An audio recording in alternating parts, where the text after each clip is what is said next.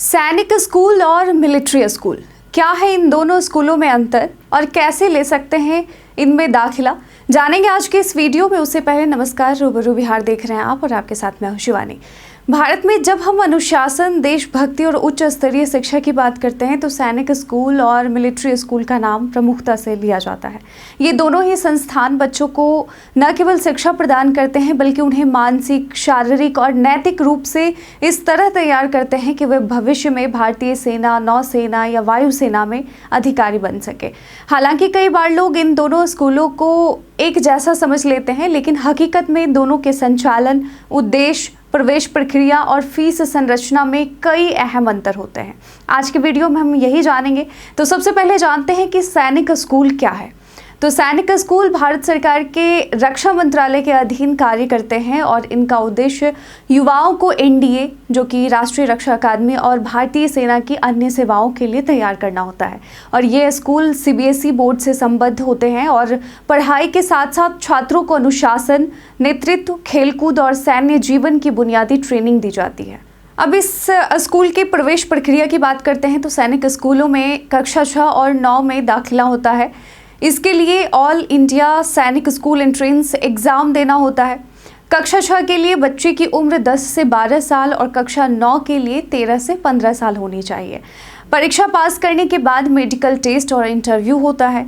अंततः merit list के आधार पर चयन होता है। अगर फीस और आरक्षण की बात करें तो सामान्य या ओबीसी वर्ग के लिए आवेदन शुल्क 800 और एससी या एसटी वर्ग के लिए 650 रुपये होती है। कुल सीटों में से 25% जो सीटें हैं रक्षा कर्मियों और पूर्व सैनिकों के बच्चों के लिए यहाँ आरक्षित होती है।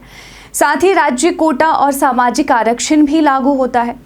अब बात करते हैं मिलिट्री स्कूल के बारे में कि ये क्या होता है। तो मिलिट्री स्कूल, जिन्हें पहले king George royal Indian military school के नाम से जाना जाता था, भारतीय सेना द्वारा संचालित किए जाते हैं। इनका उद्देश्य विशेष रूप से डिफेंस पर्सनल के बच्चों को गुणवत्तापूर्ण शिक्षा और सैन्य अनुशासन देना है। हालांकि अब सिविलियन बच्चों के लिए भी ये स्कूल खुले हैं। अगर हम इनकी विशेषताओं के बारे में बात करें तो ये स्कूल पूरी तरह से भारतीय सेना के अधीन होते हैं और इंडियन पब्लिक स्कूल्स कॉन्फ्रेंस के सदस्य हैं। छात्रों को शारीरिक, मानसिक और नेतृत्व कौशल के साथ साथ देश सेवा की भावना भी सिखाई जाती है। अगर हम यहाँ प्रवेश प्रक्रिया की बात करें तो कक्षा और 9 में दाखिला होता है। इसके लिए national military school entrance exam देना होता है जो एमसीक्यू आधारित होता है। उम्र सीमा वही है। कक्षा 6 के लिए 10 से 12 साल और कक्षा 9 के लिए 13 से 15 साल। परीक्षा के बाद मेडिकल टेस्ट होता है और फिर चयन सूची जारी की जाती है। अगर हम फीस संरचना की बात करें तो मिलिट्री स्कूल की फीस आमतौर पर सैनिक स्कूल से थोड़ी अधिक होती है। फीस में ट्यूशन फीस, हॉस्टल चार्ज, किताबें, यूनिफॉर्म आदि शामिल होते हैं। फीस स्कूल की लोकेशन और छात्र की कैटेगरी, यानी कि डिफेंस या सिविलियन है, उस पर निर्भर करती है। अगर हम लड़कियों के प्रवेश की बात करें तो जहां सैनिक स्कूल में कक्षा 6 और 9 दोनों में लड़कियों को प्रवेश मिल रहा है, वहीं मिलिट्री स्कूलों में फिलहाल कक्षा 6 से 8 तक ही लड़कियों का दाखिला संभव है।